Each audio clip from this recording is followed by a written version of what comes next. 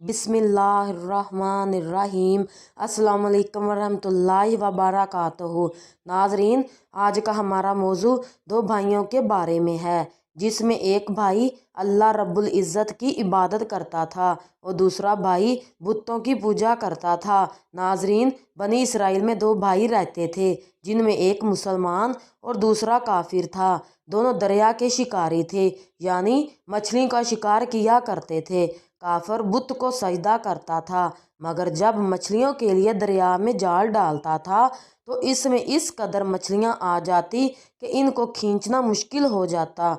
मगर मुसलमान के जाल में सिर्फ एक मछली आती और उसी पर सब्र के साथ खुदा का शुक्र अदा करता था। इत्फाकन एक रोज़ उस मुसलमान की बीवी अपने मकान की छत पर गई तो उसकी नज़र काफर की बीवी पर पड़ी, जो जेवर और बेहतरीन लिबास से आरास्ता थी। ये देखकर इस मुसलमान की बीवी के दिल में वसवसा पैदा हो गया कि काश मैं भी ऐसी होती। तो काफर की बीवी बोली कि तू अपने शोहर को आमादा कर ले कि वो भी मेरे शोहर की तरह बुत की इबादत किया करे, ताकि तू भी मेरी तरह मालदार हो जाए। नाजरीन, ये सुनकर मुसलमान की बीवी कुछ गमज़दा होकर नीचे आई और जब इसका शोहर घर आया तो अपनी बीवी का हाल देखकर दरियाफ्त किया कि क्या बात है जिससे तू इस कदर गमज़दा मालूम होती है।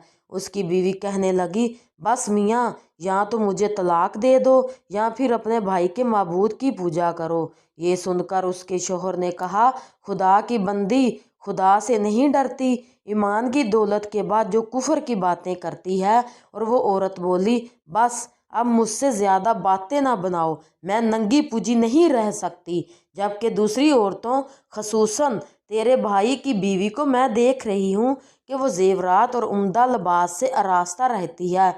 जब इस मर्द मोमन ने देखा कि औरत ज़िद पर उतर आई है और उसका इसरार हद से बढ़ चुका है, तो फिर उसने औरत को तसल्ली दी और कहा, अच्छा, घबराने की ज़रूरत नहीं, मैं कल से कारीगरों और मज़दूरों में जाकर मेहनत करके तुझे रोज़ाना 2 धर्म देता रहूँगा। इन 2 धर्म से तू अपनी हालत दुरुस्त कर लेना। ये सुनकर औरत को कुछ तस्कीन हासिल हुई। नाजरीन, सुबह सवेरे वो मर्द मोमन मजदूरी की तलाश में निकला, लेकिन किसी ने इसकी बात ना मानी और फिरता रहा। शहर शहर गांव गांव की खाक छानता रहा, लेकिन किसी ने इसकी मदद नहीं की। बल आखिर मायूस होकर वो दरिया के किनारे पहुंचा और शाम तक अल्लाह ताला की इबादत में मसरूफ़ रहकर रात को जब घर आया तो बीवी ने दरियाफ्त किया, मियाँ, आज तुम कहाँ थे? वो कहने लगा कि मैं बादशाह की खिदमत में था, बादशाह ने मुझसे उस दिन काम करने की शर्त रखी है। उसकी बीवी बोली, आखिर वो बादशाह तुमको क्या देगा? तो उसने जवाब दिया, मेरा बादशाह बड़ा करीम है, उसके ख़जाने मालो दौलत से भरे हुए हैं, वो मुझे वो देगा जो मैं चाहूँगा। चनाचे उसी तरह अपने माबूद बरहक की इबादत में मसरूफ़ रहा।